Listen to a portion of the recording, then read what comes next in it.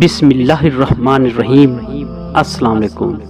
معروف مذہبی سکالر مولانا طارق جمیل صاحب نے ایک مذہبی اجتماع سے خطاب کرتے ہوئے کہا کہ ایک بار آپ صلی اللہ علیہ وآلہ وسلم نماز پڑھ کر باہر نکل رہے تھے۔ سامنے کیا دیکھتے ہیں کہ 100 بھیڑیے قطار میں بیٹھے ہوئے ہیں۔ ان بھیڑیوں نے آپ صلی اللہ علیہ وآلہ وسلم کو دیکھا تو اپنی زبان میں بولنا شروع کیا۔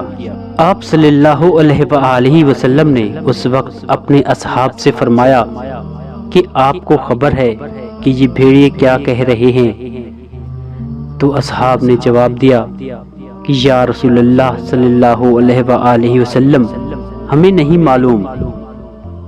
صحابہ کی بات سن کر آپ صلی اللہ علیہ وآلہ وسلم نے فرمایا کہ یہ بھیڑیے کہہ رہے ہیں کہ آپ صلی اللہ علیہ وآلہ وسلم کے اصحاب کی بکریاں کھانے کو ہمارا دل نہیں کرتا، لیکن ہمارا رزق ہی یہی بکریاں ہیں، تو ہم کیا کریں؟ آپ صلی اللہ علیہ وآلہ وسلم ایسا کریں کہ ہمارا کوٹا مقرر کر دیں، اس کے علاوہ ہم کسی کو ہاتھ نہیں لگائیں گے۔ تو اس وقت آپ صلی اللہ علیہ وآلہ وسلم نے صحابہ سے فرمایا کہ بتاؤ اب کیا کیا جائے؟ صحابہ کرام عرض کرنے لگے، اے اللہ کے رسول صلی اللہ علیہ وآلہ وسلم، بات یہ ہے کہ پلی پلائی بکریاں دینے کو ہمارا دل نہیں کرتا۔